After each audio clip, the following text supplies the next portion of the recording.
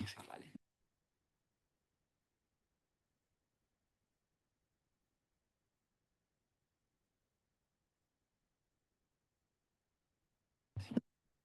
Buenos días. Vamos a empezar esta sesión segunda, visión ecosistémica de la gestión pesquera, donde opera la flota de OPE ANACEF.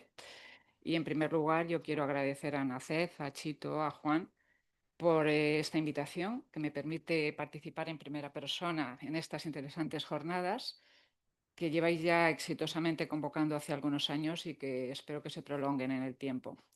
Felicitar y agradecer también a José Segura, aunque no está, por permitirnos estar en este entorno privilegiado. A continuación, y antes de presentar a los dos ponentes, pues bueno, voy a redundar en líneas generales algunos apuntes que ya han sido nombrados, subrayar la gran importancia que supone la conservación de los ecosistemas marinos, costeros y continentales para nuestro presente y para nuestras generaciones futuras, ya que albergan una diversidad biológica acuática que incide en gran medida en aspectos económicos, sociales y culturales de comunidades de todo el mundo. La pesca depende de esta biodiversidad, que no solo es fuente de multitud de especies, sino que también sostiene los hábitats en los que éstas encuentran alimento, desovan y cuidan de sus crías. En concreto, la flota rastrera de ANACEF, voy a hacer algún apunte sobre ella, contribuye a esta importante labor. Es una flota, como ya se ha dicho, que desarrolla su actividad de forma sostenible allí donde la despliega. Viene al amparo de acuerdos de pesca sostenible entre países terceros y la Unión Europea, viene al amparo de acuerdos privados y también cuando lo hace en aguas internacionales. Y ello, pues, en aras de tener abastecidos nuestros mercados de la inapreciable fuente de alimento procedente del mar. La legislación europea también en materia de pesca se centra, como también creo que ha sido apuntado, en la conservación de los componentes biológicos y la biodiversidad marina, buscando el equilibrio entre la explotación sostenible de los recursos pesqueros y la protección de los ecosistemas marinos. Señalar que la cooperación entre los distintos estados regionales es esencial para prevenir la explotación insostenible de estos recursos. Y finalmente, no me gustaría dejar de mencionar la importancia de los foros internacionales. En esta línea, pues y antes de presentar a nuestros dos ponentes, señalar algunas reflexiones expresadas en la reciente tercera conferencia de las Naciones Unidas sobre los océanos, celebrada en junio en Niza, en la que se pronunciaron determinadas expresiones que ejemplifican el estado en el que nos encontramos y las esperanzadoras expectativas contempladas. Así como también se recoge en la web de ANACEF, el presidente de Costa Rica, Rodrigo Chávez, afirmó que la protección de los océanos no es simplemente una opción, sino que es un imperativo moral y económico. Y el secretario general adjunto de Asuntos Económicos de la ONU literalmente terminó diciendo: vivimos tiempos convulsos, pero la determinación que veo aquí me da esperanza. Esperanza de que podemos revertir la tendencia, que podemos pasar del saqueo a la protección, de la exclusión a la equidad, de la explotación a corto plazo a la gestión a largo plazo. Yo creo que, bueno, que esto pues, se abren ciertas esperanzas de futuro. Y ahora paso ya pues, a presentar a los ponentes. En primer lugar, a José Luis del Río. Lleva más de 25 años de experiencia profesional en investigación pesquera en el Instituto Español de Oceanografía, principalmente en biología marina y pesquerías en el Atlántico Noroeste, en particular en la distribución y ecología de peces demersales en las áreas de NAFO e ICES, colaborando en la evaluación de poblaciones demersales. Desde 2007, responsable del proyecto de investigación multidisciplinar Atlansur, cuyo objetivo es estudiar las interacciones de las pesquerías de arrastre de fondo y los ecosistemas marinos vulnerables en alta mar del Atlántico sudoccidental, en concreto FAO 41. Su experiencia incluye el monitoreo y la evaluación de los principales recursos pesqueros de interés para la flota española que opera en el Atlántico sudoccidental, iniciativas de investigación cooperativa con la industria pesquera y estudios multidisciplinares de mapeo de hábitats, realización de evaluaciones del impacto de la pesca de fondo sobre los ecosistemas marinos vulnerables, avanzando en la identificación y estudio de dichos ecosistemas a través de las campañas multidisciplinares y datos provenientes del programa de observadores científicos del IEO, incluyendo las recomendaciones sobre medidas de protección, y es miembro de la Comisión para la Conservación de los Recursos Vivos Marinos Antárticos. Yo creo que ya te cedo la palabra y bueno, pues adelante. Buenos días. En primer lugar, me gustaría agradecer a ANACEF por la invitación que me ha trasladado para participar en esta jornada. Mm, la presentación que voy a hacer se titula Seguimiento de la actividad pesquera y protección de ecosistemas marinos vulnerables en aguas internacionales del Atlántico suroccidental. Básicamente, lo que quiero trasladar en esta jornada es el seguimiento que estamos haciendo por parte del equipo de pesquerías lejanas del IEO al que pertenezco y la interacción con los ecosistemas marinos vulnerables, que es un estudio que hemos empezado en el año 2007. Bueno, en primer lugar, voy a señalar un poco el área de la pesquería. En esta diapositiva se puede ver un mapa de la zona del Atlántico suroccidental donde están marcados en rojo las... Sí, tengo aquí puntero. Bueno, en rojo son líneas, la CE de los países ribereños, está la línea argentina y la línea de las Islas Malvinas y la flota española, a ver cómo va esta aquí. Trabaja fundamentalmente en dos zonas. Esta área es la área FAO 41. Una de las primeras zonas en las que trabaja es en aguas internacionales, que sería la área FAO 4131, y se caracteriza porque no existe una ORP que gestione la evaluación de las pesquerías y, por tanto, la flota española necesita un permiso temporal de pesca, el PTP, de la Secretaría General de Pesca. El seguimiento de la actividad pesquera se realiza a través de observadores científicos, que son del IOC, son nuestros, y también a partir de observadores de control, que es un programa de la Secretaría General de Pesca, que se establece como consecuencia de la regulación en 2008, perdón, sobre el control, la interacción de la pesca con los ecosistemas marinos vulnerables. La otra zona donde trabaja la flota española, esta misma flota es en aguas de la CE Argentina, CE Malvina, perdón. En este caso se trataría del área FAO 4132 y para poder trabajar en esta zona necesitan una licencia que otorga las Islas Malvinas. En principio, las características de estas zonas que se establece un control de esfuerzo a través de licencias, está regulado por zonas y épocas del año para capturar determinadas especies y disponen de una talla mínima. Y a su vez, el Departamento de Pesquería de las Islas embarca observadores científicos en esta flota. ¿Qué características tiene esta flota y qué arte utiliza? Bueno, pues básicamente son arrastreros congeladores de gran altura.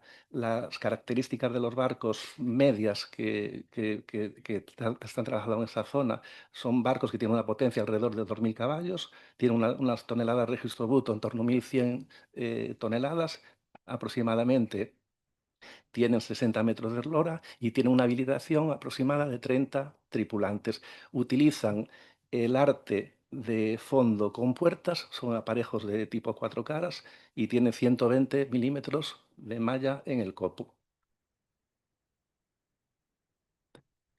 Las principales especies objetivo de esta flota son la merluza argentina, la merluza austral, el calamar y la pota. Estas eran las principales especies objetivo cuando la pesquería comenzó en esta zona en el año 1983. Además de estas especies objetivo, tenemos otras especies acompañantes que también son aprovechadas por los barcos, como son la merluza de cola, la merluza negra o el róbalo, la rosada, el marujito, la polaca, la bertorella y el granadero. Son especies que vienen en mucha menor cantidad, pero también son especies que aprovecha esta flota.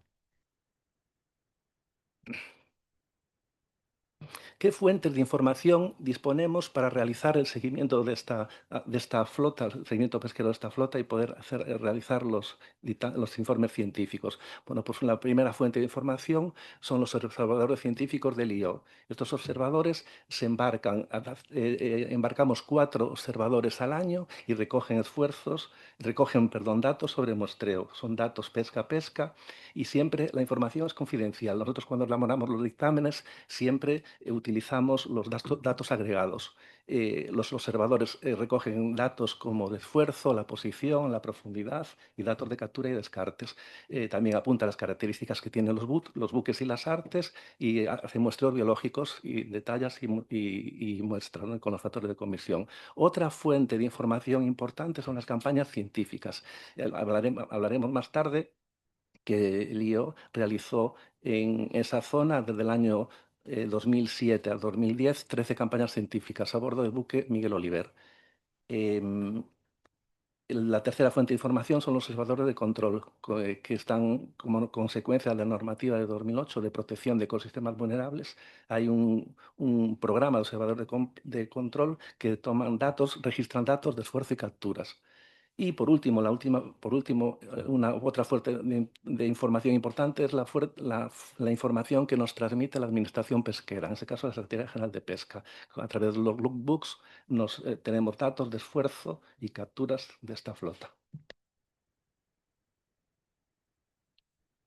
Eh, el, el- la- el esfuerzo pesquero, los barcos comenzaron a faenar en esta zona en el año 83.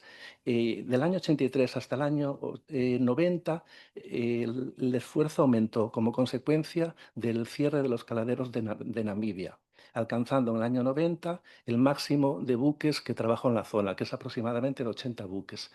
Y en esos años, en el 90, comenzó la pesquería del fletán en NAFO y eso, como consecuencia, trajo que el número de barcos en la pesquería de Malvinas descendió hasta el año 93, en que se originó el conflicto del fletán negro en Canadá y eso trajo consigo la vuelta de barcos que en principio habían ido para NAFO, volvieron para Malvinas hasta el año 95. Y después, básicamente, en los últimos años, el esfuerzo del número de buques permanece constante, está entre 25, 26, 27. En el esfuerzo del año 24, con datos de la Secretaría, son 26, han trabajado en Malvinas 26 barcos y que corresponden a 2.000, prácticamente 5.300 días de pesca. En rojo, en esta diapositiva en rojo se ve el número de observadores científicos que hubo anualmente y se ve más o menos que el esfuerzo medio es en torno a un 15% de, de- de el- de la proporción de observadores científicos que hay a bordo de los buques. En los últimos años, bueno, en el 2020 no pudimos embarcar observadores a causa de la pandemia y en los últimos años el número de observadores científicos está en torno a 3, 4. Y en la zona en concreto de aguas internacionales tenemos ahí el footprint de la pesquería. Tenemos en el año 2024, comenté antes que de esos 5.300 días de pesca, esta flota trabajó 3.900 días en aguas internacionales y 1.347 días en aguas de la zona económica exclusiva de Malvinas, con licencias. En las figuras de la derecha se ven las operaciones, los arrastres con datos de observadores del IO del 1969 hasta 2010. Y en la figura que está más a la derecha son datos del 2010 a 2022 del sistema VMS de la Secretaría. Esta diapositiva es importante porque veremos después que en el año 2011 la Secretaría prohibió la pesca en las zonas que habíamos detectado que había ecosistemas vulnerables. Y en la zona de la plataforma, donde pesca prácticamente el 99% del esfuerzo, hay 2 zonas que son 2 afloramientos rocosos que a partir del 2011 no se puede pescar y vienen perfectamente reflejados en la zona esa más al sur en la que no hay actividad pesquera. ¿Y qué capturas corresponden al esfuerzo pesquero de los 26 barcos en el año 24? Pues bueno, prácticamente, como se puede ver, la especie objetivo es la merluza argentina. Ahí está desglosada las capturas en aguas internacionales y en aguas de la CE Malvinas. En total, en el año 2024, esta flota pescó 108.000 toneladas.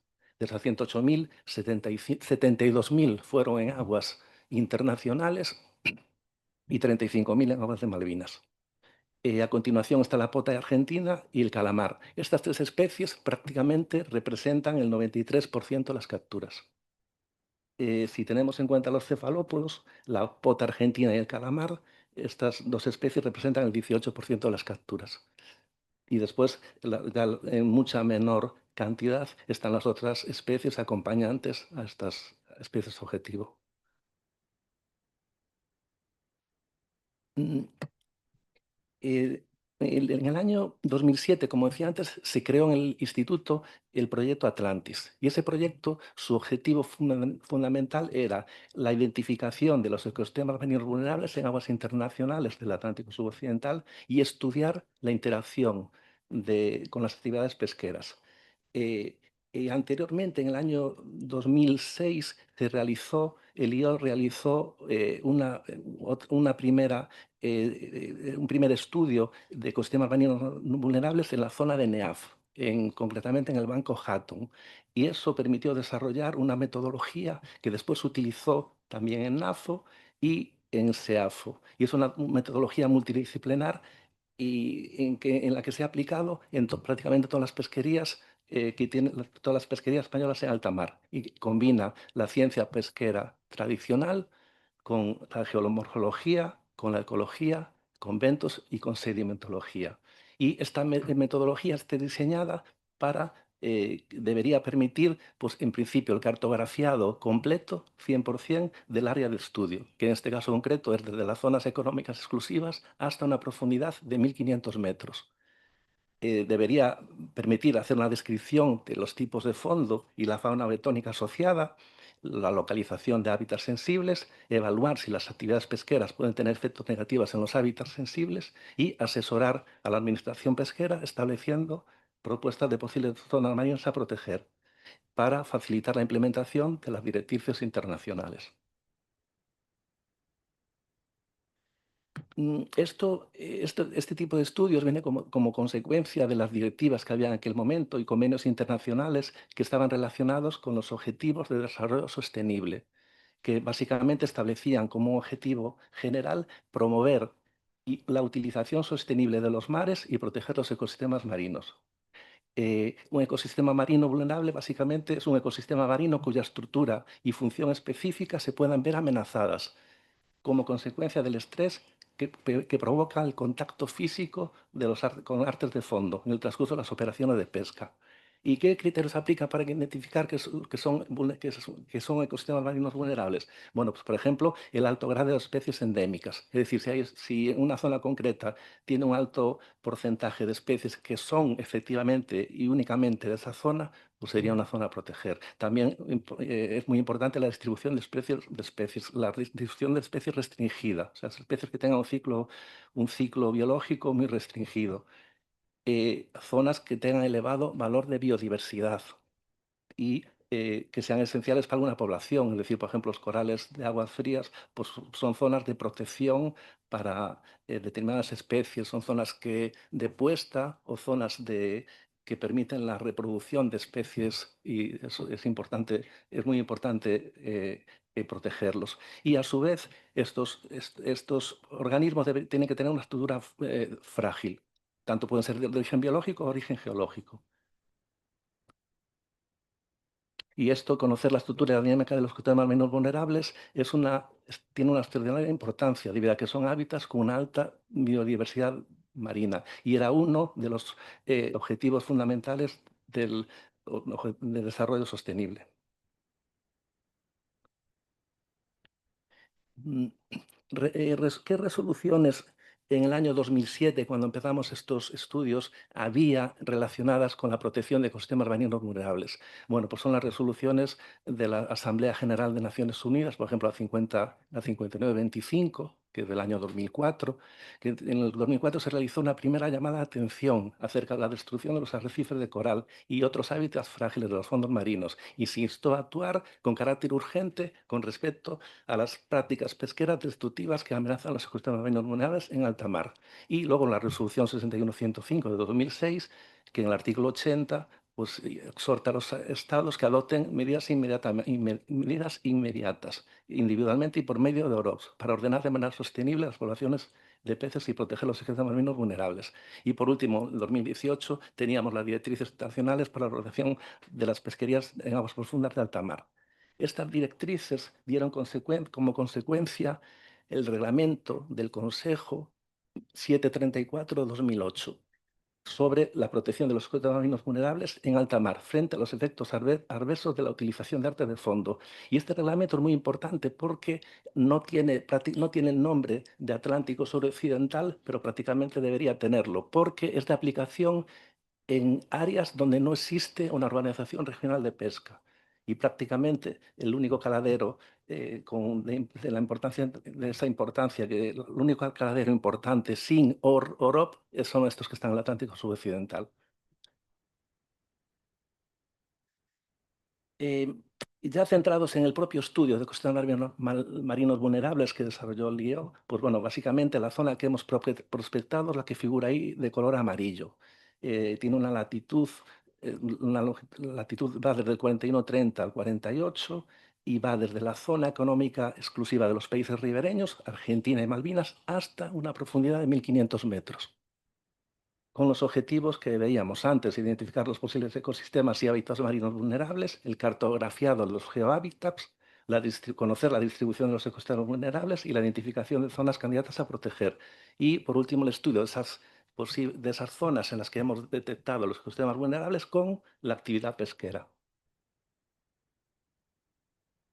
Mm, Además de las campañas de investigación que hemos hecho del proyecto Atlantis, teníamos a disposición información de la pesquería comercial, a través de datos científicos de los observadores y datos de captura esfuerzo que nos envió la Secretaría.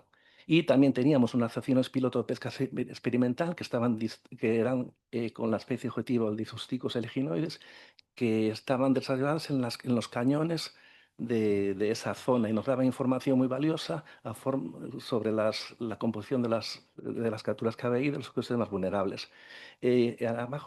Abajo en la fotografía, hasta abajo, se puede ver un poco las distintas disciplinas que se utilizaron en las campañas que hicimos allí de 2007 a 2010, que se ve que utilizamos la cartografía fue utilizada para hacer un mapeo del fondo marino. El estudio del Ventos se utilizó draga de Rotka, draga Boscore y las redes de arrastre, y se hizo una campaña incluso del ROC y cámara digital, que en estas campañas multidisciplinares para localizar ecosistemas vulnerables es fundamental hacer una campaña para tener imágenes que certifiquen o que validen las muestras que hemos obtenido a través de los distintos mostradores. Y durante esos 3 años se hicieron 13 campañas. Ahí está toda la zona de estudio dividida en la sectorización de las campañas, lo que abarcaba cada campaña. Y las campañas tenían diferentes objetivos. Había campañas que su objetivo era el cartografiado de la geología exclusivamente. Había otras campañas que su objetivo era el ventos. En otras campañas el objetivo era la pesca, y una campaña de ROP y cámara submarina. En total, días efectivos de trabajo en el mar durante esos 3 años fueron 347 días.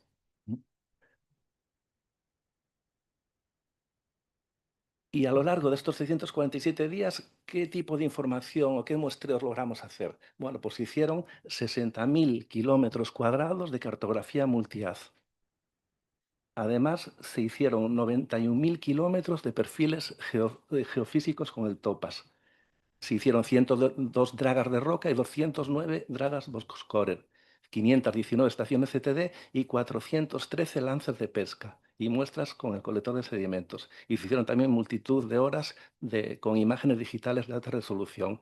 Y básicamente el muestrador para eventos, para poder caracterizar las zonas de ecosistemas vulnerables, esa información viene de los 413 lances de pesca.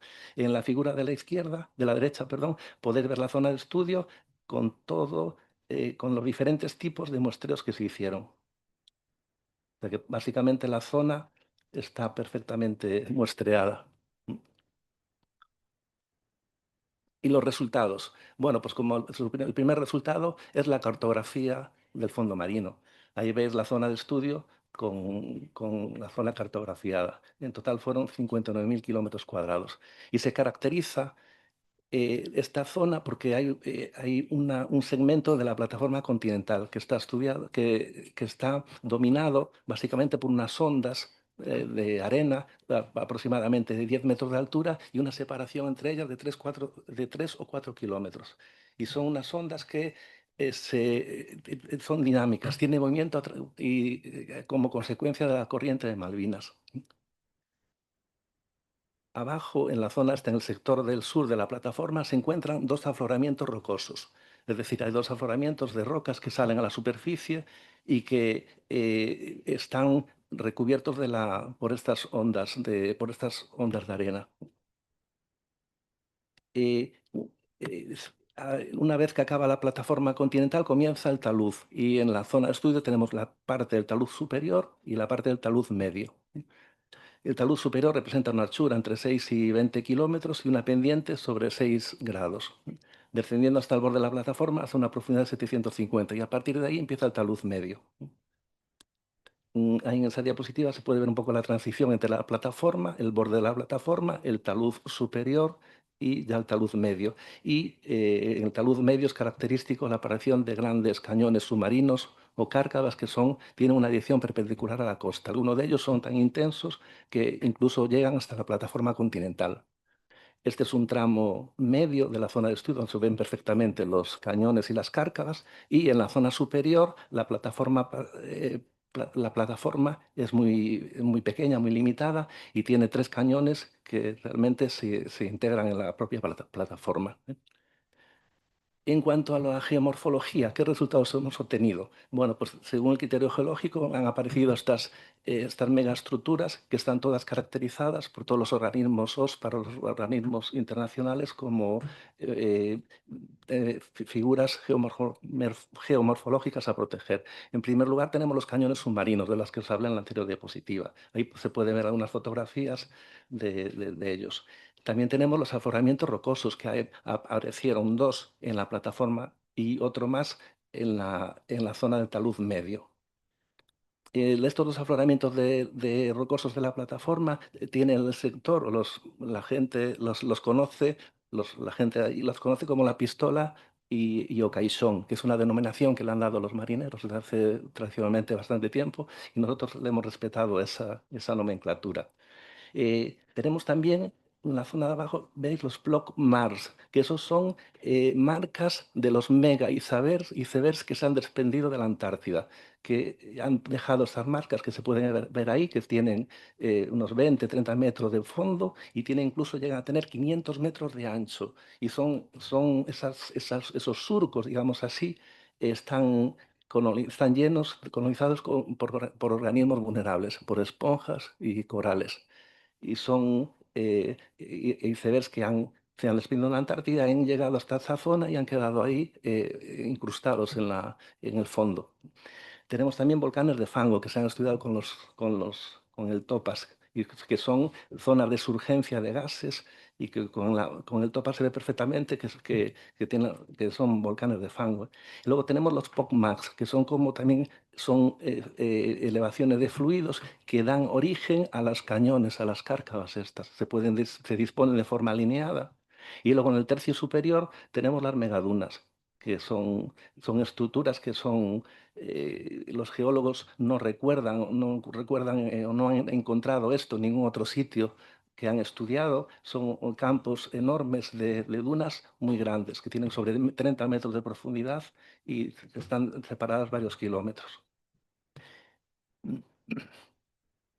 Y por último, los resultados de la fauna bentónica. Tenemos ahí el perfil de que hemos estudiado y la zona de la plataforma está caracterizada por las ondas estas de arena que presentan bajo relieve y esa zona de la plataforma presenta una intensa pesca.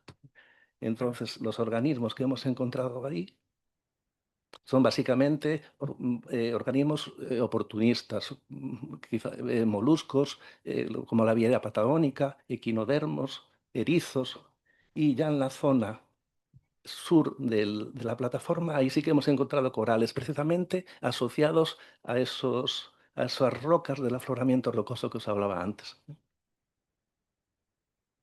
Conforme nos vamos aumentando profundidad, vamos yendo hacia el talud superior o talud medio, entonces ahí sí que hemos encontrado ya los típicos organismos que forman los ecosistemas marinos vulnerables, como son campos de esponjas de alta densidad y los corales de aguas frías, que están asociados a la cabecera de los cañones, a zonas de roca. Y el talud, bueno, se caracteriza porque son fondos duros, tienen un relieve abrupto y son difíciles de arrastrar. Y ya justo con las dragas que hemos hecho dentro de los cañones, ahí sí que nos hemos encontrado ya los organismos típicos que conforman los ecosistemas vulnerables, como son corales de aguas frías, la Batelia cándida, que son organismos muy frágiles. Hay campos Coral Garden, que a su vez sobre ellos crecen los corales, los corales en muchas dimensiones, ¿no? Y para la identificación, una vez que teníamos ya todos los muestreos realizados y teníamos ya digamos, un, un listado claro de todas las especies que nos habíamos encontrado, definimos estos hábitats sensibles, que son los campos de esponja, los corales de agua fría, los jardines de corales blandos y zonas rocosas de alta biodiversidad. Y asociados a esos hábitats, identificamos estos taxones y organismos vulnerables. En primer lugar, la Batelia cándida, que es una especie bueno, que forma los corales de aguas frías. En segundo lugar, el orden Accionacia, orden Orgonáceo, Pennatuláceos, superclase Hydrozoa, Estilastéridos, Rhodalidae, Hexactinellida, Dermospongidae y esponjas carnívoras. Estos son todos los táxonos y organismos vulnerables que hemos detectado. Y hemos hecho para cada uno de estos grupos un mapa con las posiciones de los lances de pesca y las dragas en las que los hemos encontrado. Esa es la posición de largada o la posición de la draga y hemos hecho un buffer de seguridad de 2 millas alrededor de ese punto. Nosotros entendíamos que era una zona de máxima probabilidad de encontrar esos organismos. Y a continuación lo que hemos hecho es integrar toda la información de estos grupos en un único mapa, que es el de posiciones de organismos vulnerables, el que está a la izquierda. Ahí tenemos el mapa de la zona de estudio con todos los puntos en los que hemos encontrado organismos vulnerables. Y esas posiciones las hemos trasladado a polígonos para efectivamente poder hacer una gestión adecuada de esas zonas. A estos indicadores biológicos, criterio biológico, le hemos añadido el criterio geológico de que os hablaba antes, que básicamente compone los cañones y cárcavas, los afloramientos rocosos, los volcanes de fango y los escapes de gases y fluidos. Y al interponer los dos mapas, nos sale un mapa final de protección en el que hay zonas que están definidas por el criterio biológico, otras definidas por el criterio geológico y hay otras que están definidas por ambos criterios, el biológico y el geológico. Y eso nos daba como una doble, mucho más riguroso para formular la protección. Entonces, a la vista de este mapa, se ha hecho un mapa final de áreas de protección en la que se incluyen 9 áreas que son identificadas como candidatas a proteger. De los 60.000 kilómetros cuadrados que hemos estudiado, se han propuesto a protección 41.300. Hay la área 1, que es enorme, que es muy grande, y a partir de la 2, 3 son más pequeñas. Pero básicamente En total son 41.300 kilómetros cuadrados de protección. Y el 1 de julio del 2011, la Secretaría prohíbe la pesca con arrastre de fondo en esas zonas. ¿Y qué interacción este tiene con la pesquería? Bueno, pues como vimos antes, la pesquería básicamente se desarrolla en la plataforma continental. Y en ese mapa tenéis ahí en rojo el mayor esfuerzo de la flota, que básicamente transcurre pegado a la zona de 200 millas y un poco al sur, en la zona sur. Y se puede perfectamente observar que prácticamente, salvo esas dos zonas de la plataforma que os hablaba antes, que corresponden a afloramientos rocosos, el resto de las zonas que se han protegido prácticamente no tienen ninguna interacción con la pesca.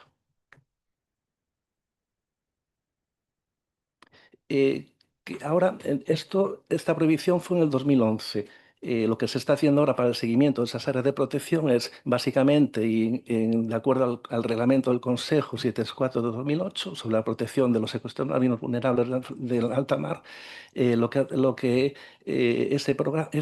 reglamento implementa un programa de observadores de control para realmente ver si si la actividad de la flota incide en esas zonas en las que están los ecosistemas marinos protegidos. Bien. Em, el IO tiene una asistencia técnica de asesoramiento con la OPPC3, con ARBI. Y lo que hacemos en el IO es les damos un cursillo de información a esos observadores que van embarcados en el programa de control, porque la identificación de los ecosistemas, de los organismos que componen los ecosistemas vulnerables es compleja. Entonces, nosotros pensamos que es una buena idea que tengan un curso de formación.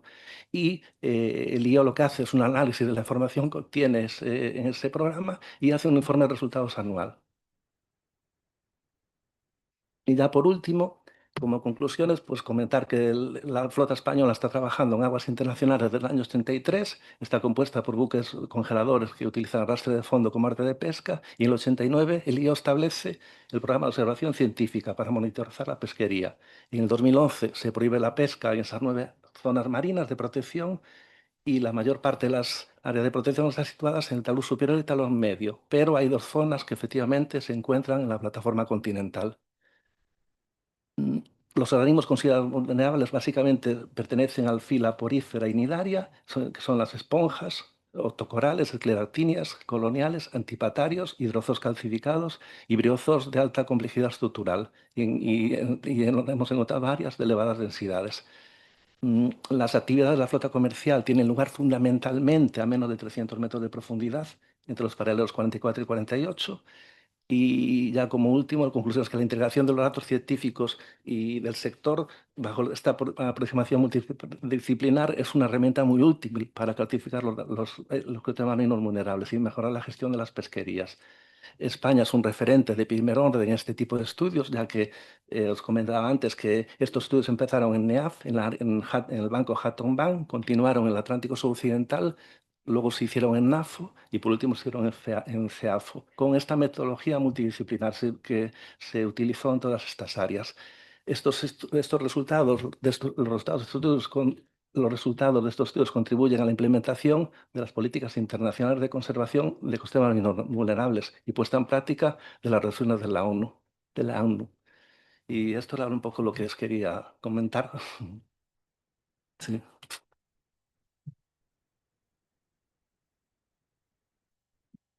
Preguntas que tengáis a José Luis.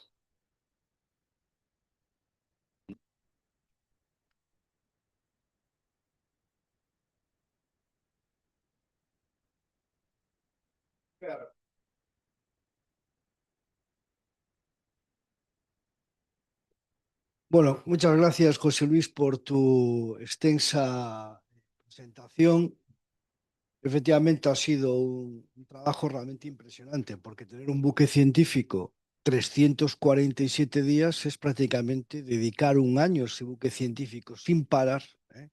Para poder hacer todo ese trabajo que yo creo que es un trabajo reconocido además internacionalmente y del que también se han aprovechado incluso otros países comunitarios a los que al final, pues en base toda esta información que está publicada, ¿no? Pues lo han utilizado para poder autorizar a barcos de otras nacionalidades, incluso europeas, para poder pescar allí, teniendo en cuenta los reglamentos a los que has hecho referencia.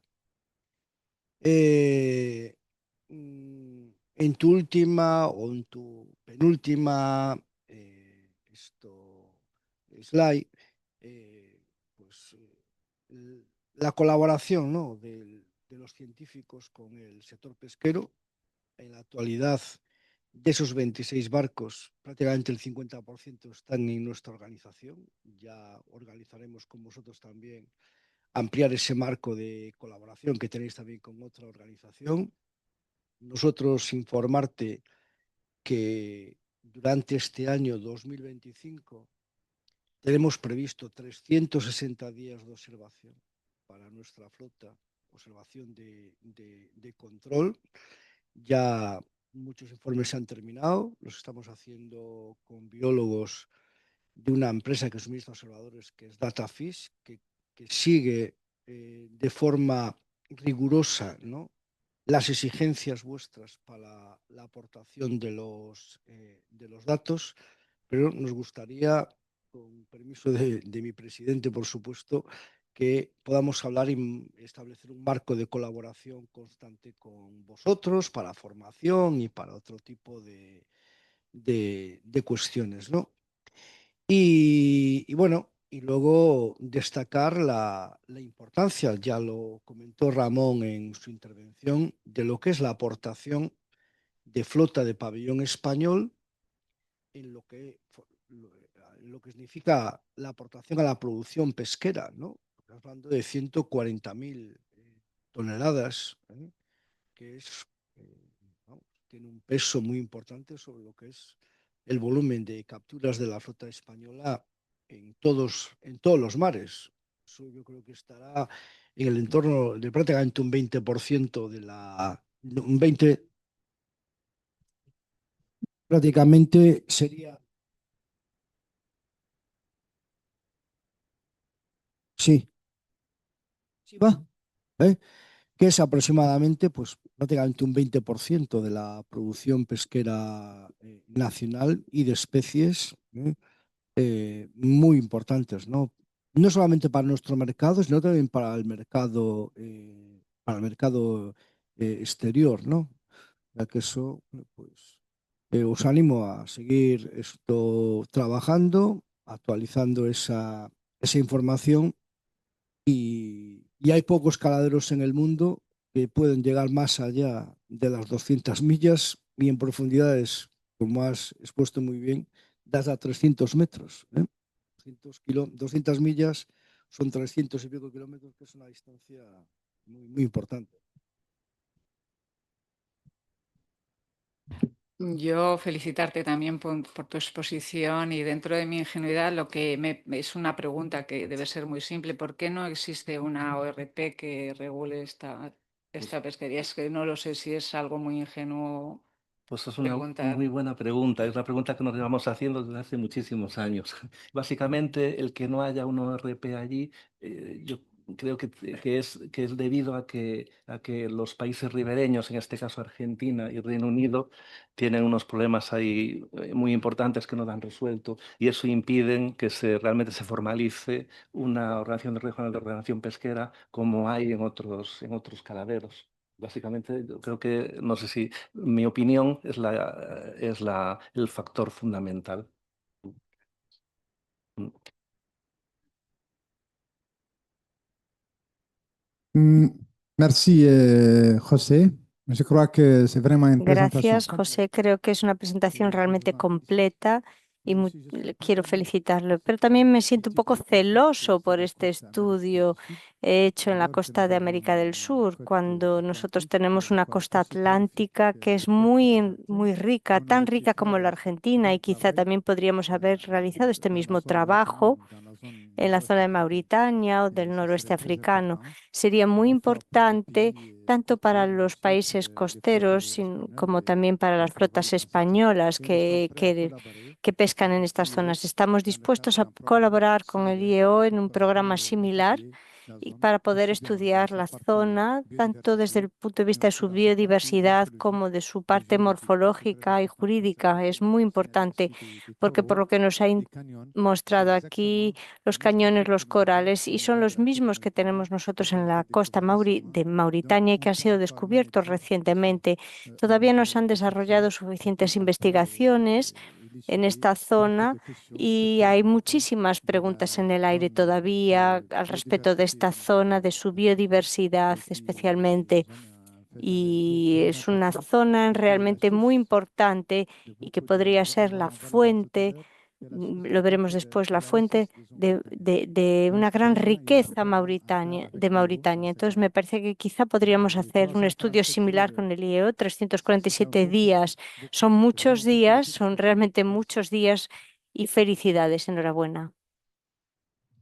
Bien, yo quiero responder al señor director diciendo que en Mauritania está todo estudiado ya, tanto la geomorfología como los ecosistemas marinos vulnerables, como una visión de la biodiversidad absoluta de todas las especies. Es decir, que se ha hecho con mucho trabajo y a base de campañas de arrastre del IEO, precisamente, y después del Fridtjof Nansen, de las campañas noruegas. Yo ahora voy a explicarlo ahí, pero Mauritania es la zona mejor conocida de todo el África occidental. Otros países no. Nosotros tenemos información sobre biodiversidad de todo lo que es la costa noroeste africana. Hay mucho publicado ya. Lo que pasa es que es un trabajo que lleva mucho tiempo estudiar la biodiversidad. Y entonces llevamos ya más de 20 años, como ahora expondré, trabajando en la biodiversidad bentónica y los ecosistemas vulnerables de África noroccidental. Merci Anna, c'est très important, mais on doit faire la Muchas publication. gracias, Ana. Es muy importante, pero tenemos que hacer una delimitación de estos estudios y tenemos que consolidar estos estados en Mauritania y publicar conjuntamente con el IEO. Gracias. Hay un libro que publicamos en 2017 en la editorial Springer que se llama Deep Sea Vulnerable Marine Ecosystem of Mauritania. Hay un libro ya que incluye todos los estudios que se hicieron con el vizconde de Eza durante las 4 campañas Maurit, y esos son resultados. Se abarca la biodiversidad de casi todos los grupos, se describen y se caracterizan todos los ecosistemas vulnerables, el arrecife de coral gigante, los cañones y una montaña submarina que descubrimos en 2009 durante esa campaña. Es decir, que eso está consolidado y más que consolidado porque me preocupé yo de que se publicara un volumen así de gordo.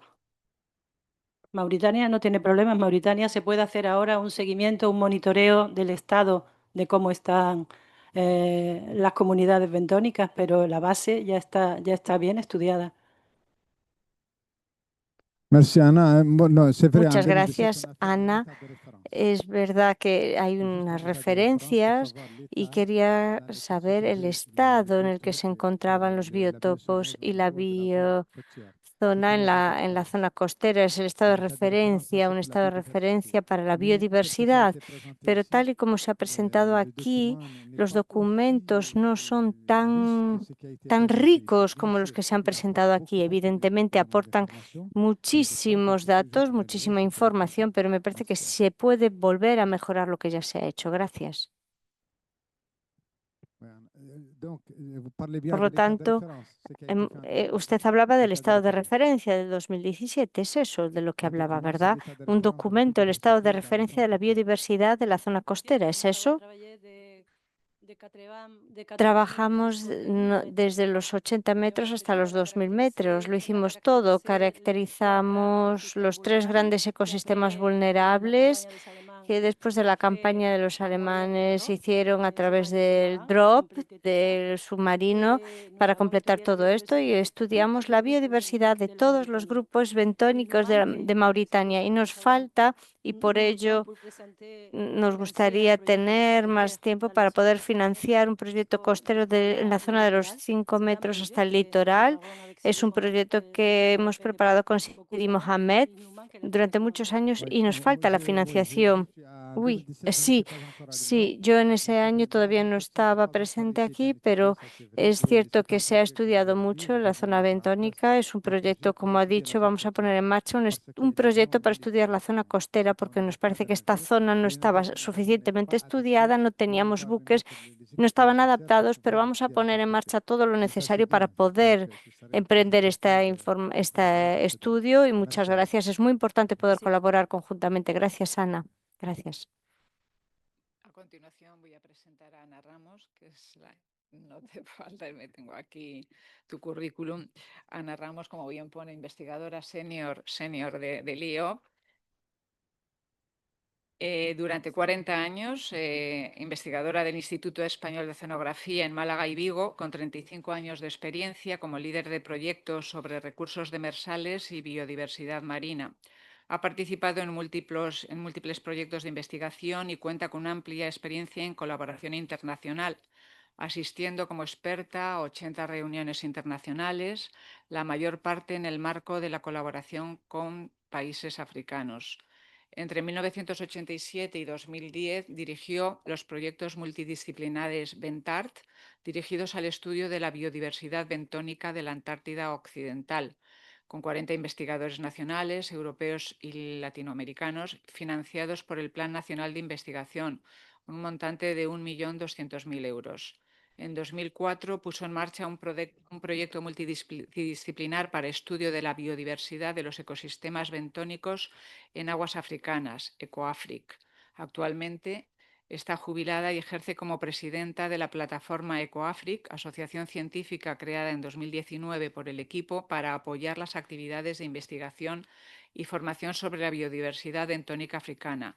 El grupo tiene previsto instalar en Galicia un pequeño centro de biodiversidad marina dedicado a la investigación, formación y divulgación.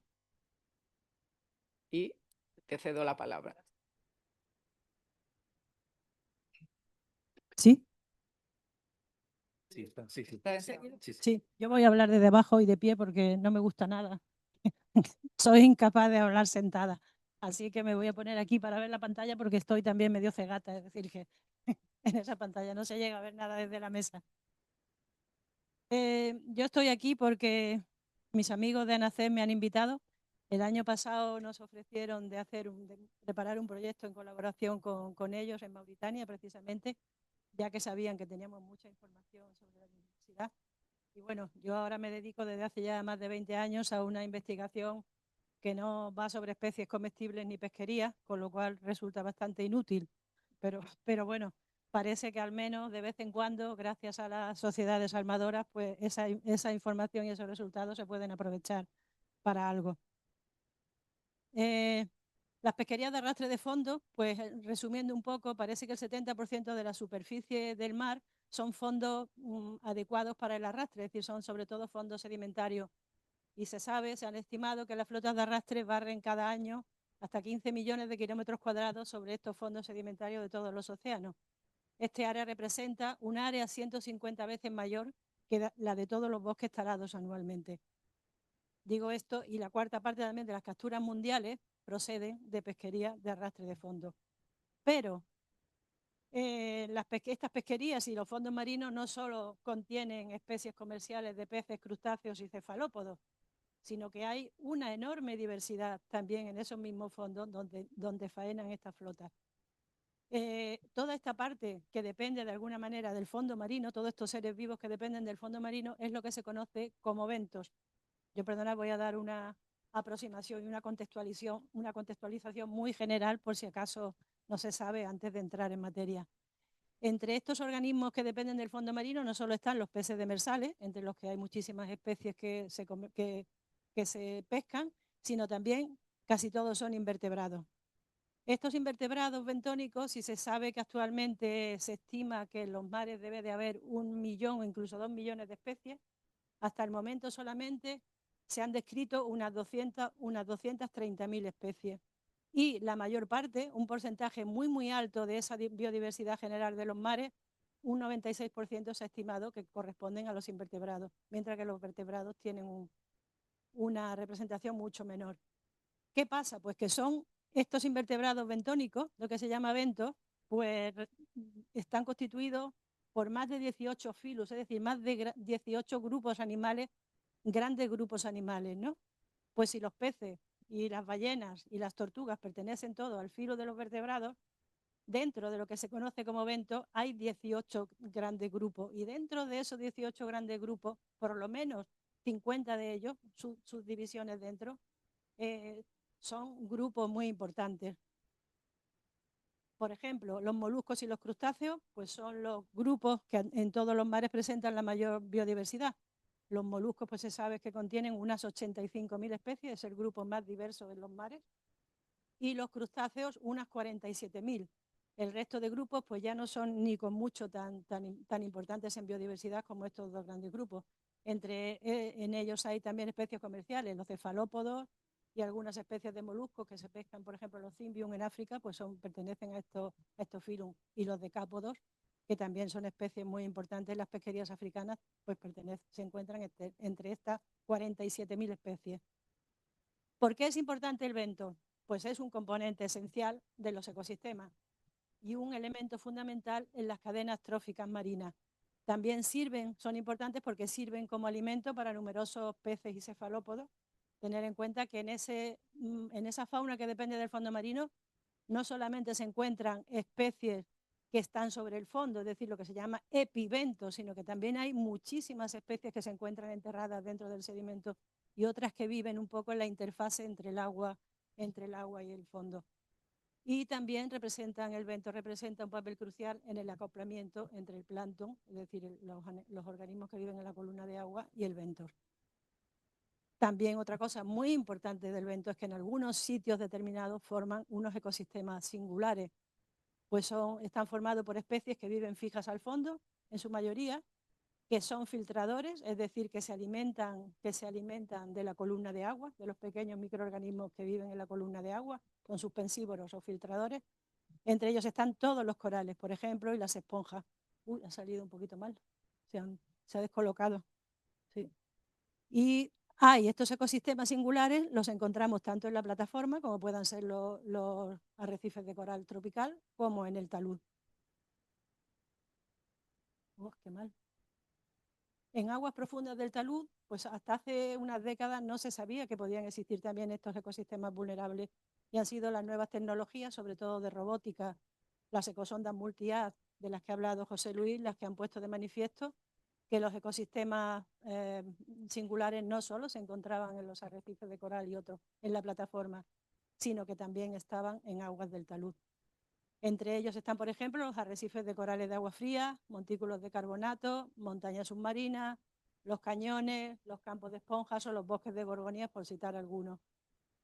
Y a estos hábitats que son tridimensionales, es decir, que están formados normalmente por corales, que son organismos que crean estructuras, por eso se llaman tridimensionales, pues acogen una altísima diversidad, porque esta tridimensionalidad lo que hace es que permite que haya muchos nichos biológicos donde puedan haber muchísimas especies, y son lo que se llaman ecosistemas marinos vulnerables. Esta es una foto de la campaña de los alemanes de Rob, y es el arrecife de Mauritania.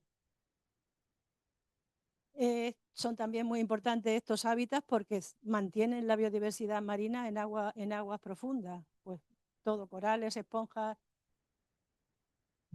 y también porque son importantes, porque sirven para refugio de peces y cefalópodos que van a esconderse allí, y también son zonas de puesta pues también para muchas de estas especies, es decir, que eso está directamente relacionado con la importancia que tiene para la pesca y las especies comerciales.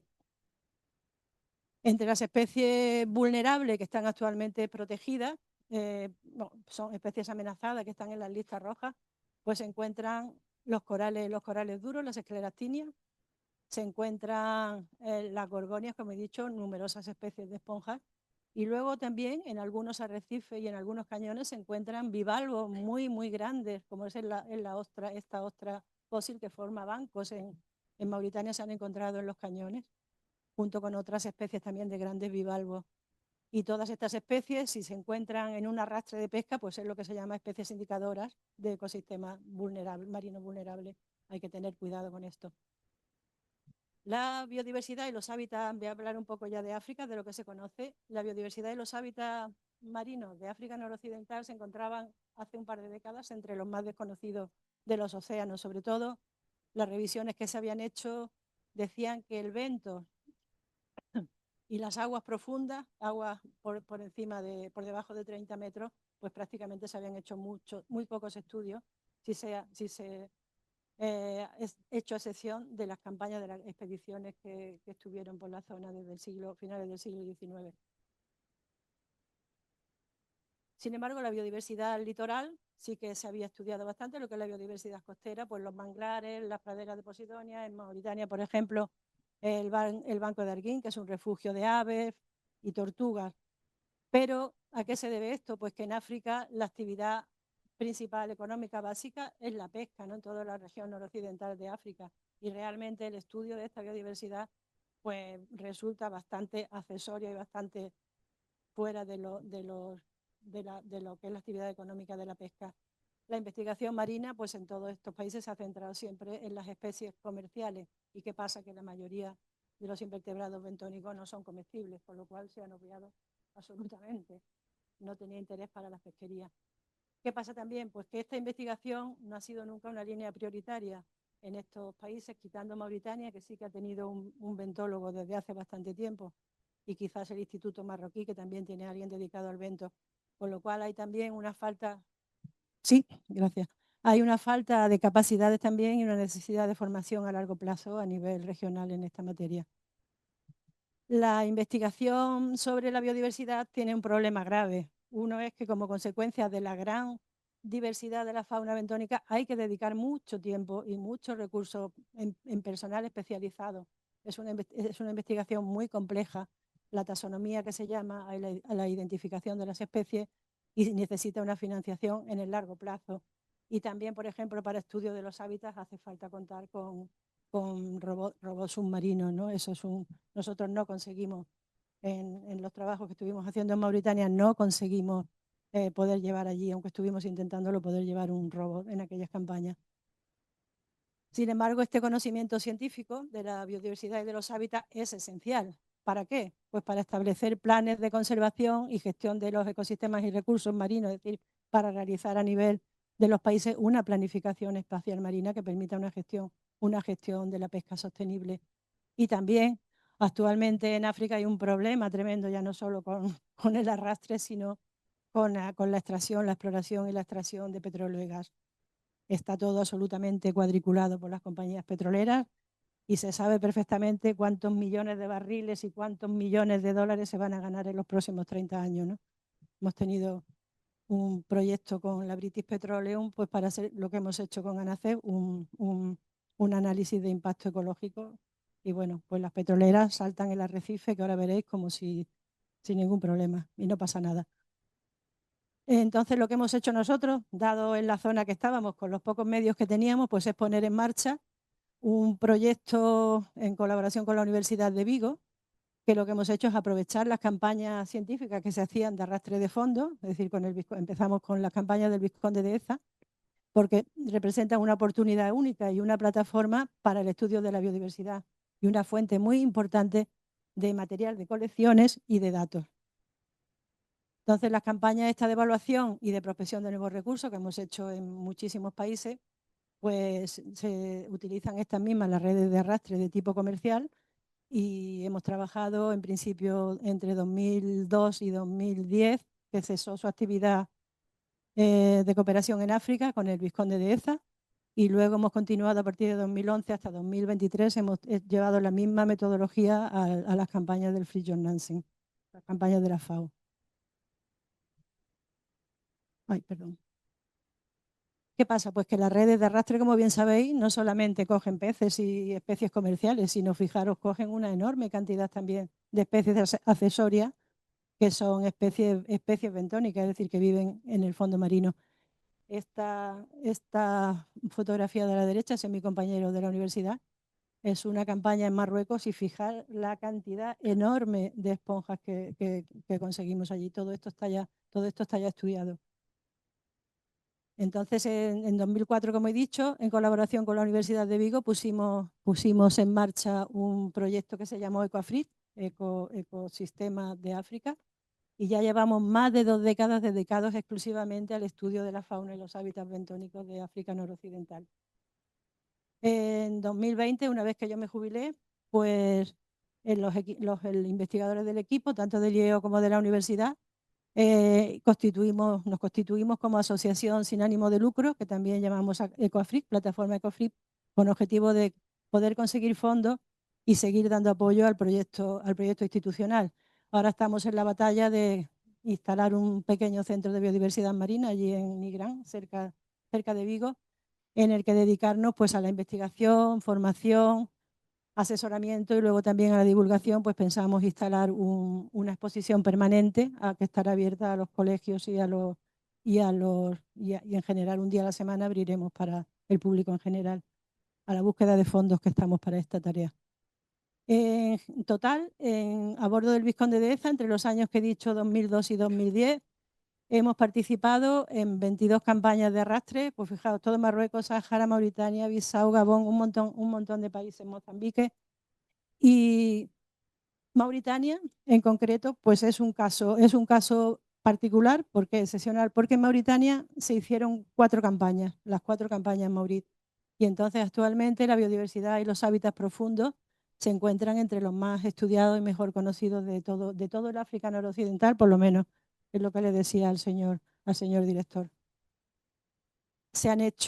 Hemos participado en 7 campañas de arrastre demersal, 4 a bordo del Vizconde, las campañas Maurit, en las que se hicieron en cooperación con el IMRP, participaron en todas un grupo numeroso de investigadores mauritanos. Y luego, es que no se ve, se ha descolocado. Sí, no sé qué ha pasado. Y luego hemos participado también en 3 campañas regionales que hizo la FAO, cubriendo todo el área desde el estrecho de Gibraltar hasta la frontera con Sierra Leona, cubriendo toda la plataforma de esos países, incluido Bissau, incluido Mauritania, incluido todo. Y luego también tenemos información, los alemanes hicieron una campaña con Rob y Video, que también completó ese estudio. Como he dicho, entre 2007 y 2010 se hicieron en el Vizconde de Deza, hicimos 4 campañas en Mauritania, entre 80 y 2000 metros, y luego en 2011, 2012 y 2022 hicimos otras 3 campañas en el Fridtjof Nansen, que cubrieron el área costera que a nosotros nos faltaba, entre 20 y 700 metros.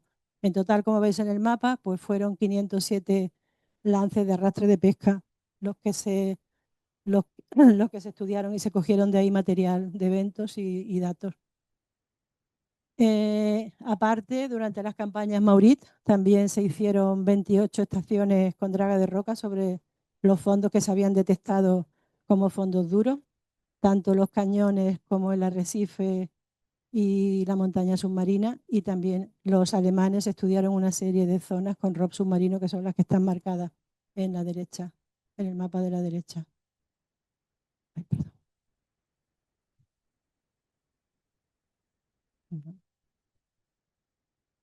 Sí, perdón, que he saltado 2. Todos los resultados científicos de las campañas Maurit se publicaron en 2017 en este libro que usted, señor director, debe tener allí en el IMRP y que se llamó Deep Sea Ecosystem of Mauritania, es decir, que resumió no absolutamente todo, porque no había manera de incluir tantos capítulos, pero sí son 17 capítulos. Y aparte de esto, en este libro se incluyen pues, todo lo que es la geomorfología que se hizo completa, toda la caracterización oceanográfica, se caracterizaron pues, los 3 ecosistemas vulnerables más importantes y luego se estudiaron un montón de grupos de especies, peces, tiburones, quinodermos, nidarios, es decir, se hizo un estudio muy exhaustivo de todo lo que se llevaba hecho a nivel de 2017. Nosotros de todas maneras seguimos también publicando, ya hemos publicado más de 80 artículos y otros 20 más que tenemos ahora en preparación sobre el evento de la biodiversidad del noroeste de África. Ahora en septiembre empezaremos la 9ª y 10ª tesis doctoral. Esta vez vamos a estudiar los ecosistemas vulnerables del Índico, de Mozambique, el canal de Mozambique y llevamos ya 8 tesis doctorales y más de 20 trabajos de máster y fin de grado, aparte de un centenar de publicaciones, de comunicaciones en simposios, un grupo de trabajo y reuniones internacionales. El primer resultado que obtuvimos pues fue una caracterización geomorfológica de todo lo que es el talud, la plataforma profunda y el talud de Mauritania. El mapa está ahí, es decir, que está estudiada toda la geomorfología con ecosonda multihaz. Obviamente no fuimos en una campaña a hacer eso, sino que aprovechábamos las noches para poco a poco ir cubriendo todo el área. Trabajamos de una manera un tanto azarosa porque cuando hicimos la primera campaña, la Maurice 1107, no sabíamos que iba a haber una segunda. Y cuando hicimos la segunda no sabíamos que iba a haber una tercera y lo mismo pasó con la cuarta. Es decir, que si se hubiera contado con que había 4 campañas desde un principio, podíamos haber hecho claro, una metodología mucho más rigurosa. Pero bueno, de todas maneras, ahí está el mapa. Es decir, que... Y entonces, pues eso, se han descrito los principales ecosistemas vulnerables de Mauritania. Uno es la barrera de coral, que corre por todo el talud a lo largo de un montón de kilómetros. Los cañones, que son unos sistemas muy importantes, sobre todo en la zona norte.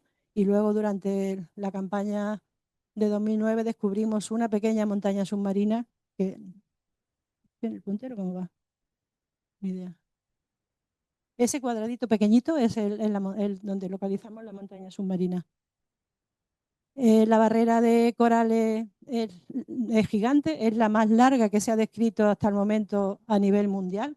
Corre a lo largo de más de 580 kilómetros por todo el talud, entre 450 y 600 metros de altura. Y algunos de estos montículos, que son montículos de carbonato, sobre todo formados por Lofelia pertusa, pues tienen 100 metros de altura. Es decir, que es una zona muy, muy, muy dificultosa para el arrastre. Los cañones, sobre todo, tienen importancia en la zona norte, frente al banco de Erguín, porque son, sobre todo, 2 cañones que son el de Erguín y el de Timiri. Son cañones muy profundos que llegan a tener hasta 700 metros de profundidad y varios kilómetros de anchura. Y algunos de ellos, como el cañón de Erguín, alcanza casi la dorsal medioatlántica. Es decir, que son un sistema de cañones que corresponden la antigua zona fluvial que había en el banco de Erguín, que desembocaban numerosos ríos en tiempo geológico. Y esos son, digamos, los surcos que han ido dejando la salida de las aguas a lo largo de milenios, ¿no?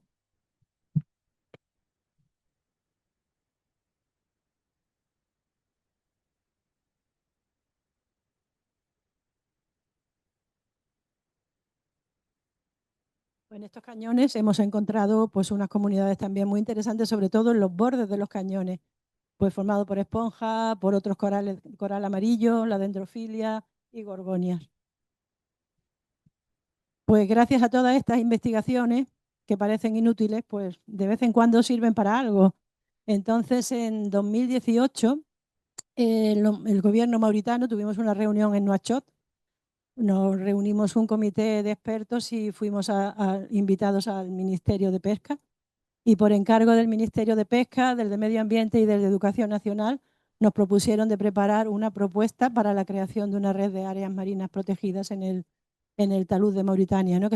Esta fue la primera propuesta que se hizo en un país, en la ZE de algún país africano, ¿no? Esto también se preparó un informe muy consistente y en 2018. Entonces lo que se propuso fue delimitar unas áreas, como veis, muy, muy, muy pequeñitas, casi todas sobre el arrecife de corales de agua fría. Veis que hay una en el norte, a lo largo en la zona donde habíamos encontrado Lofelia viva, es decir, que posiblemente hay Lofelia viva y importantes comunidades de suspensivos en otra zona, pero esto solamente protege lo que ya se sabía en las zonas que se sabía que había Lofelia viva. Y algunos van en los cañones. En verdad son 1.126 kilómetros cuadrados, que representa el 0,72% de toda la ZE mauritana. Es decir, que lo que se ha propuesto para proteger es mínimo. Pero no obstante, no sabemos qué ha pasado, porque el gobierno mauritano hasta el momento no ha puesto en marcha este plan de gestión de las áreas marinas protegidas.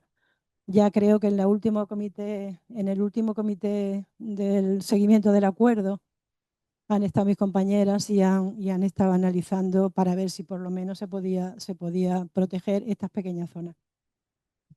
Y bueno, pues también en base a todo este conocimiento me contactó el año pasado Juan Martín Fragueiro para proponernos de ver cómo hacer un análisis del posible impacto que los arrastreros que tienen actualmente en el caladero mauritano pueden hacer sobre las comunidades, sobre los ecosistemas vulnerables.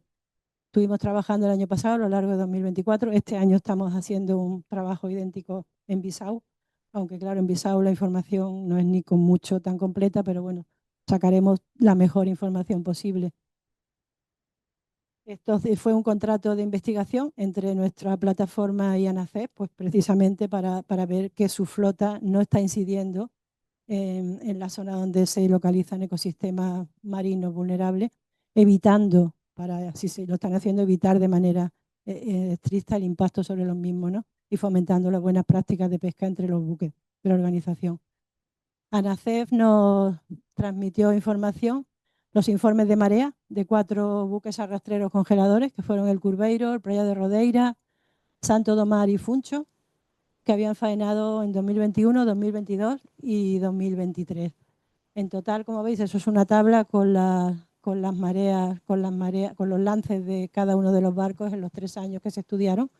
En total hay 1.077 operaciones de pesca de arrastre. Como información científica, nosotros hemos además de revisar nuestros datos de las campañas, pues hemos echado mano de todos los muchos resultados que ya había sobre cartografía, geomorfología, la biodiversidad y los ecosistemas marinos vulnerables procedentes de eso del libro y de las 4 campañas en Mauricio.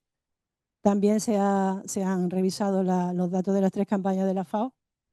Se ha utilizado también todo el tema de áreas marinas protegidas y los estudios de los alemanes del Senckenberg con ROP, que también hace 2 años también la FAO hizo otro estudio con ROP en la zona sur. Toda la información se ha tratado, las coordenadas de los lances, los informes de marea se han introducido en una base de datos de Excel y creamos un SIG marino específico de Mauritania utilizando QGIS, que es una aplicación gratuita, libre. Lo que hemos analizado es, en Mauritania parece que las principales amenazas que hay ahora para estos ecosistemas vulnerables son procedentes de las actividades humanas, es decir, de la pesca de arrastre y como dije antes, de la exploración y explotación de gas y petróleo que se está ya llevando. Ya están extrayendo gas en la zona sur, en la frontera entre Mauritania y Senegal, a 2.800 metros de profundidad. La principal amenaza es los daños mecánicos directos que causa la pesca de arrastre en aguas profundas. Otra importante amenaza que se ha detectado en Mauritania es la contaminación por desechos, en particular por plástico. Como he comentado, la exploración de petróleo y gas en alta mar y otras instalaciones submarinas. Y luego tenemos el cambio climático que está produciendo un calentamiento global y en esta zona de Mauritania y toda la zona tropical una desoxigenación muy importante. El principal riesgo, como ya he dicho, de destrucción, de impacto, es la destrucción directa de los hábitats. En la foto, es una foto también de alguna campaña, creo que alemana, es un surco hecho, eso sería una de las montañas montículos de carbonato de Lofelia, y eso es un surco de las puertas de un arrastrero. Estos arrecifes tienen un esqueleto muy, muy frágil, constituido por carbonato, y también los corales tienen una tasa de crecimiento muy lento, lo cual hace que todavía se complique más cualquier destrucción que se haga. Entonces se ha demostrado por estudios previos que la pesca de arrastre de fondo causa daños irreversibles en los arrecifes de coral. Eso es lo que intentamos ver con el análisis que hicimos. El segundo riesgo importante, yo creo que el más importante, como ahora veremos, es las plumas de sedimento. Es decir, que los arrastreros sobre todo se llevan puertas pesadas, levantan una nube de sedimentos tremenda en suspensión. ¿Esto qué hace? ¿Qué provoca? Pues aumenta la turbidez del agua, y esto es especialmente peligroso en el talud, porque en el talud, al haber más pendiente, los sedimentos corren hacia abajo. Y en Mauritania hay que tener en cuenta que el 90 o incluso más porcentaje de los fondos son fondos muy de fango y lodo muy, muy finos, lo cual cualquier arrastre que se haga ahí, pues levanta una polvareda enorme.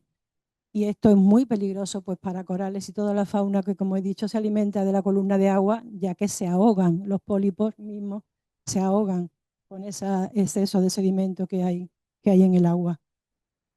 Y un riesgo añadido en la zona al sur de Cabo Blanco, en Mauritania, que está provocado por el cambio global, es la expansión de la zona de baja en oxígeno que existe en todo el Atlántico Oriental Tropical, desde Cabo Blanco hasta Guinea. Ahí lo que se está viendo es que esa capa de oxígeno, que normalmente se encuentra entre 300, justamente a la profundidad en que se encuentra el arrecife, esa ese agua baja en oxígeno coinciden exactamente con la profundidad de la barrera, lo cual pone en grave riesgo a esta especie de Lofelia, que ya en Mauritania, por ejemplo, vive en unas condiciones muy estresantes porque está prácticamente en los límites de supervivencia. Si la tasa de oxígeno es muy baja, las temperaturas son más altas, es decir, que están en peligro, y eso añade un riesgo más a todo, porque lo que se ve es que la concentración general de oxígeno en los océanos está disminuyendo, pero especialmente en áreas de gran productividad, como es el área mauritana, el Sáhara y el área mauritana. Esto ya son mapas procedentes del estudio que hicimos. Como veis, estos son la distribución de los lances de pesca de los 4 buques de ANACEF. Como veréis, hay 2 zonas en que están marcadas las áreas marinas protegidas, están puestas con flechas rojas, y he marcado aquellas en las que hay algún lance dentro de esas áreas. Se ve que en el área 1 hay poca cosa, es un borde de un cañón, que en el área marina protegida 2 hay también unos pocos, pero que en el área 3 sí que hay una cantidad, que no encuentro el puntero. Así aquí. En el área 3 hay una cantidad importante de lances que caen dentro de esa zona, pero lo que sí se ve es que casi toda la actividad está concentrada en la zona norte, que es una zona aplacerada donde no hay ningún ecosistema vulnerable. Estos son los cañones como veis, tampoco en la zona de cañones, porque son zonas muy difíciles para el arrastre. En las campañas nosotros tuvimos unas dificultades enormes para encontrar un trocito donde arrastrar. Y hay otra zona de gran concentración que está aquí, un poquito al sur de Nuakchot. Esta área considera como una zona muy, muy productiva. No obstante, aquí es una zona donde la barrera se interrumpe, parece que está enterrada, por lo cual esa zona tampoco causaría demasiado daño. Se ve que al otro lado de la barrera, que como veis corre por todo el talud, aquí está interrumpida y luego sigue por abajo y se puede seguir entre los cañones.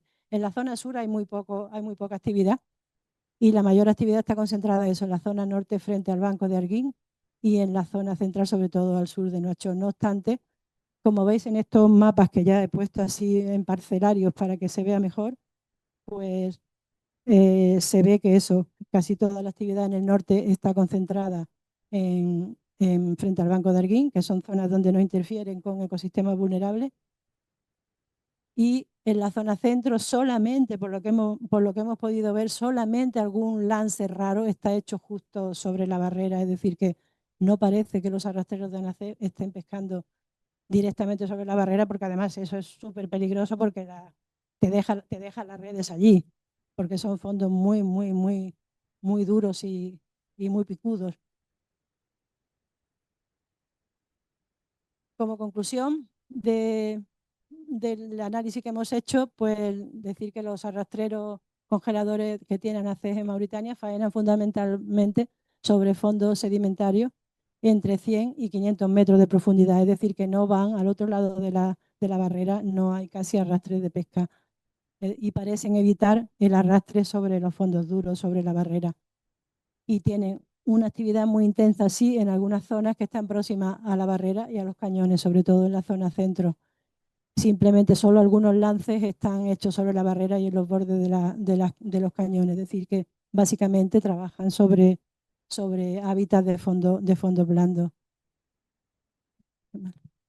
Eh, lo que hemos discutido también en este informe es que la gestión de las pesquerías de arrastre siempre tiene un problema de contrapuesto entre las medidas para proteger los hábitats y la limitación de los beneficios. Es decir, eso es un y entonces, sobre todo cuando esta pesca se realiza en o cerca de áreas que acogen ecosistemas marinos vulnerables. La bibliografía yo he revisado y parece que se han propuesto distintas medidas para evitar el impacto, como puede ser la más general es la prohibición total de la pesca en áreas concretas donde se sabe que existen estos ecosistemas. También la sustitución del arrastre por otros artes de menor impacto, pues como pueden ser el palangre, que yo sé que en Mauritania, por ejemplo, ni siquiera los palangreros se meten porque los palangres se los dejan enganchados en el fondo, en los arrecifes. De hecho, me contaron que los pescadores conocen la zona y le llaman las catedrales, es decir, porque hay unos picos enormes y allí no hay flota que se meta, ¿no? So pena que pierda el arte. Y eso, sustituirlos por otros de menor impacto, hacer controles espaciales, crear AMP, que es lo que se ha propuesto en Mauritania. Y luego también otra de las medidas que se proponen pues son hacer modificaciones en el diseño y en el funcionamiento de los aparejos, es decir, puertas más ligeras, no sé, mucha.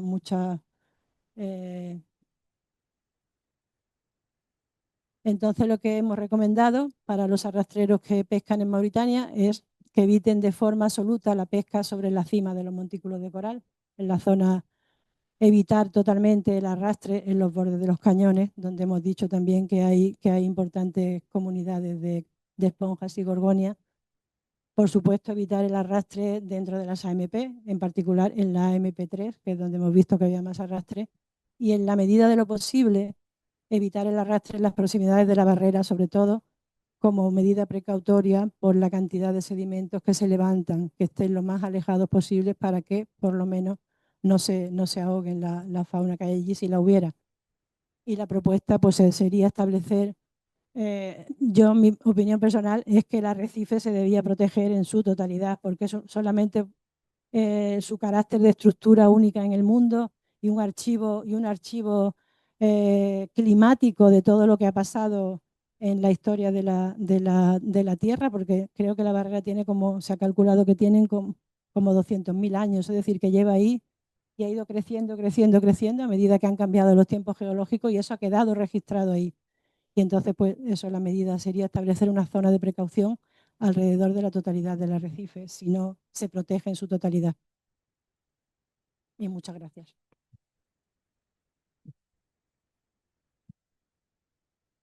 Muchas gracias, Ana, porque ha sido muy completa tu exposición y se ve el estudio a lo largo de los años, sobre todo en Mauritania. Ha quedado muy bien plasmado. Muchísimas gracias. Y turno de preguntas por si alguien quiere, que vamos un poco justos de tiempo.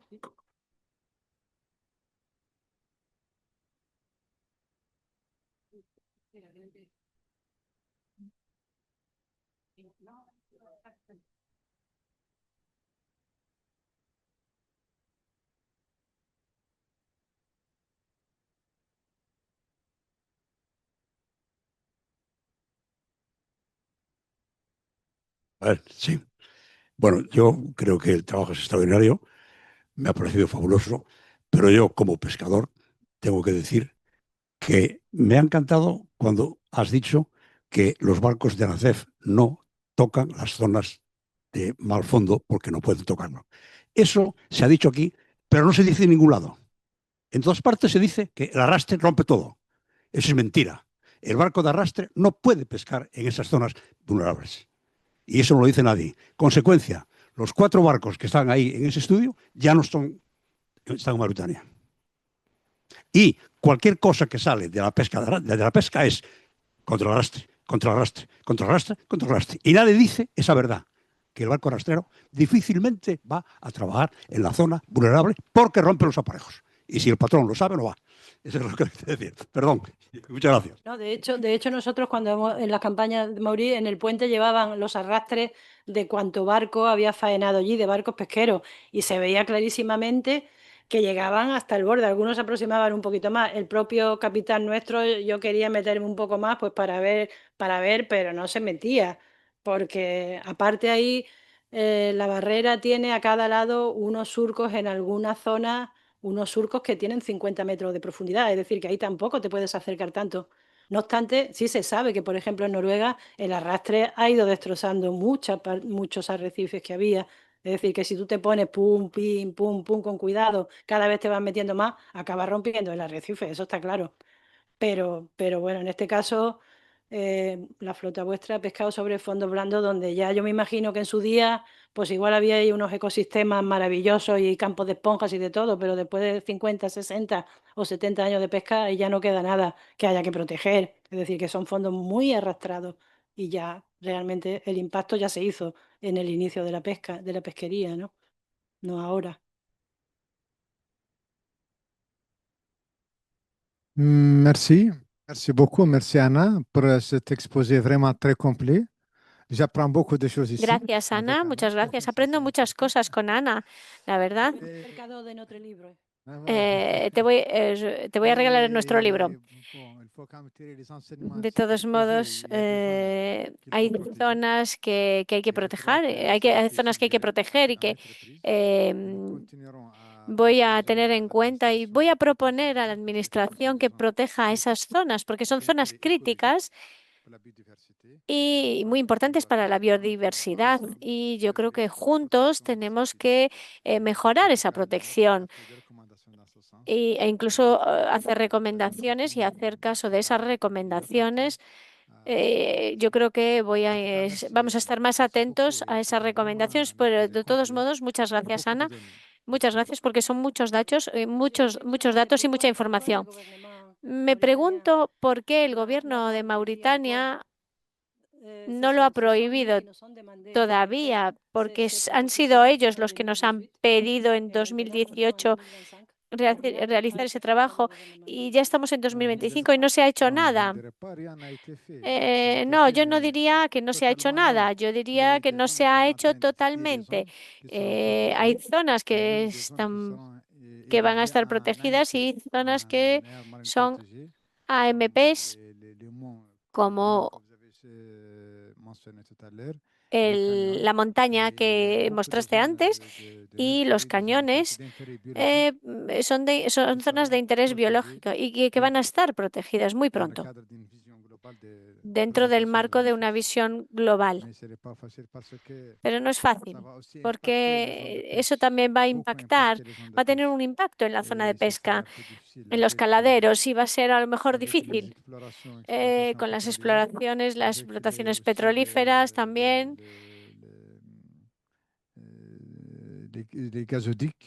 Y de gas, tanto que sean de nigerianas o no, y no sé, supongo que será una gran lucha entre la administración, pero yo creo que la administración va a ganar más protegiendo cuanto antes, pero yo creo que poco a poco, increciendo. Gracias.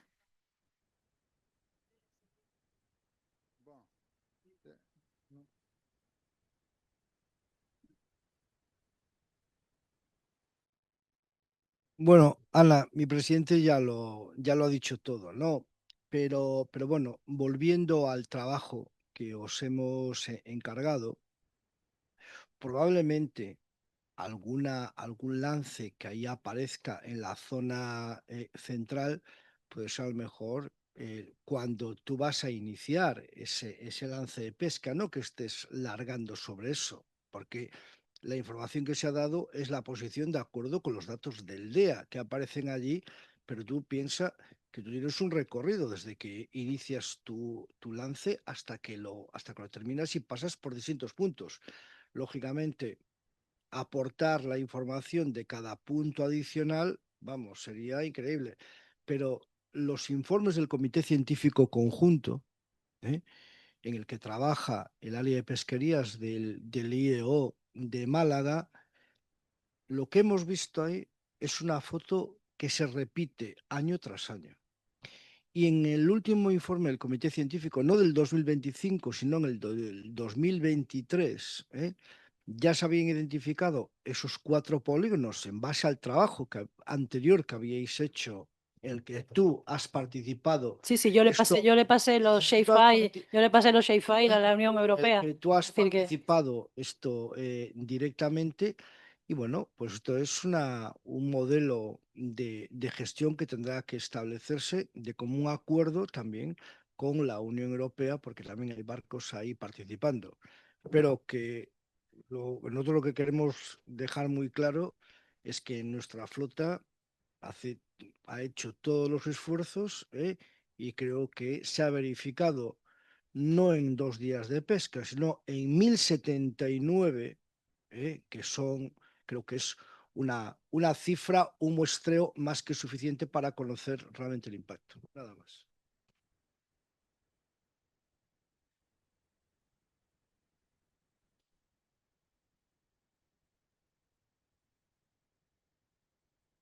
Por último, es interesante leer los comentarios de la gente que está siguiendo esto por internet, por el chat. Y bueno, pues aparece Eva G, invitada, que dice: excelente presentación, Ana. Añadir que el IEO también ha estudiado el impacto de la flota de arrastre marisquera y merlucera en las 5 CIP propuestas como MPAS, a través de información VMS en el periodo 2014-2023. El estudio está en el anexo de la reunión del Comité Científico Conjunto UE Mauritania 2024, anexo 5, página 90 del report, y viene aquí la HTTPS por si quieres. Esta que es la misma, ¿no? Es la misma. Sí. Es que, bueno, concluimos también, es que no se ve el tanto por ciento aquí. Concluimos también que el porcentaje de operaciones de pesca en esas zonas es mínimo. Sí, sí, sí. Y continúa, bueno, y da otro. Luis García es otro individuo que dice: fantástica presentación, Ana. Ana G, que es la misma, dice: sí, se ha dicho en el Comité Científico Conjunto que menciono. Entiendo que no se nos lee en Sí, la... se les lee. Que no se nos lee... Sí, pero sí que se está leyendo. en la sala, ¿no? Y bienvenido a NACEF. Y por último, un poquito más para acá, que es que esto no se ve. Muchas gracias, Ana, por la presentación. Es un placer tomar parte del grupo EcoAfric bajo tu liderazgo. Gracias por destacar la importancia de la investigación en las costas africanas y por recordarnos todo lo que aún nos queda por hacer en el futuro. Muchas gracias. ¿Lo leo yo? Sí. También ha escrito José Ramón Fontán antes, y os leo lo que pone. Bueno.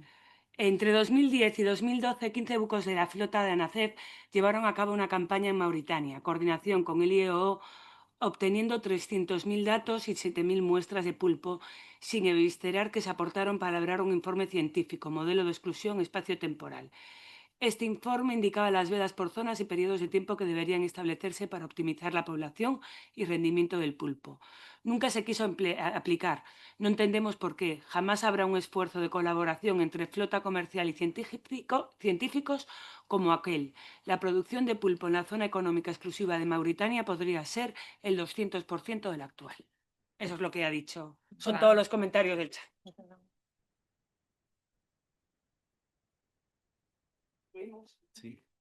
Sí, por concluida esta sesión, que se ha alargado en el tiempo, y para que empiecen la sesión tercera, la siguiente.